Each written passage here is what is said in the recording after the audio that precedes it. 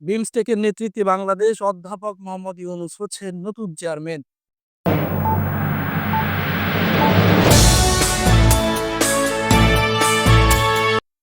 স্বাগত প্রিয় দর্শক, পিবিসি টাইমস বাংলার এখনকার সংবাদের সাথে আছে আমি তারেক রহমান। শুনলেন সংবাদ শিরোনাম, এবারে বিস্তারিত। বিমস্টেকের নতুন চেয়ারম্যান হচ্ছেন বাংলাদেশের অন্তর্বর্তী সরকারের প্রধান উপদেষ্টা অধ্যাপক মোহাম্মদ ইউনূস। বুধবার ফরেন সার্ভিস একাডেমিতে এক প্রেস ব্রিফিংয়ে এ তথ্য জানান প্রধান উপদেষ্টার বিশেষ দূত ডক্টর খলিলুর রহমান। বৃহস্পতিবার থাইল্যান্ডের রাজধানী ব্যাংককে বিমস্টেকের শীর্ষ বৃহস্পতিবার থাইল্যান্ডের রাজধানী ব্যাংককে বিমস্টেকের ষষ্ঠ শীর্ষ সম্মেলনে যোগ দিতে যাচ্ছেন অধ্যাপক ইউনূস। এই সম্মেলন থেকেই তিনি বিমস্টেকের নতুন চেয়ারম্যান হিসেবে দায়িত্ব গ্রহণ করবেন।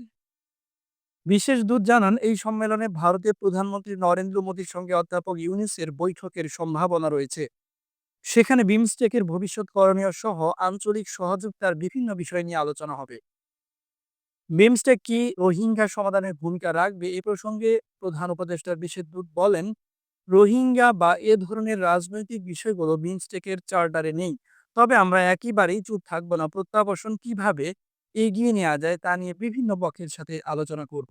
সেভেন সিস্টার্স অঞ্চল নিয়ে ভারতের প্রতিক্রিয়া। প্রধান উপদেষ্টা সম্প্রতি চীন সফরে গিয়ে সেভেন সিস্টার অঞ্চল নিয়ে যে বক্তব্য দিয়েছেন তা নিয়ে ভারতের নেতৃত্বের প্রতিক্রিয়া সম্পর্কে জানতে চাইলে ডক্টর খলিলুর রহমান বললেন, এই কথাটি প্রধান উপদেষ্টা এবারই প্রথম বলেননি। ২০১২ সালে তিনি একই কথা বলেছিলেন। থাইল্যান্ডের প্রধানমন্ত্রী থেকে আনুষ্ঠানিকভাবে বিমস্টেকের নেতৃত্ব গ্রহণ করবেন অধ্যাপক ইউনূস। তিনি সংগঠনটির উন্নয়ন ও ভবিষ্যৎ করণীয় নিয়ে সদস্য রাষ্ট্রগুলোর প্রধানদের সাথে আলোচনা করবেন।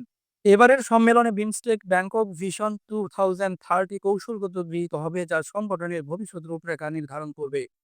বিশেষ দূত আরও জানান, প্রধান উপদেষ্টা বিভিন্ন দেশের রাষ্ট্রপ্রধানদের সঙ্গে দ্বিপাক্ষিক বৈঠক করবেন এবং সম্মেলনের সাইডলাইনে 3টি সমঝোতা স্মারক ও চুক্তি সই হবে।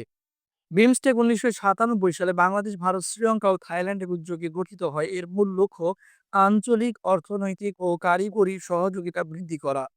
বিশেষজ্ঞরা মনে করছেন, বাংলাদেশের নেতৃত্বে বিমস্টেক নতুন উচ্চতায় পৌঁছাবে এবং আঞ্চলিক সংযোগ বৃদ্ধি পাবে। প্রিয় দর্শক, ধন্যবাদ আমাদের সঙ্গে থাকার জন্য।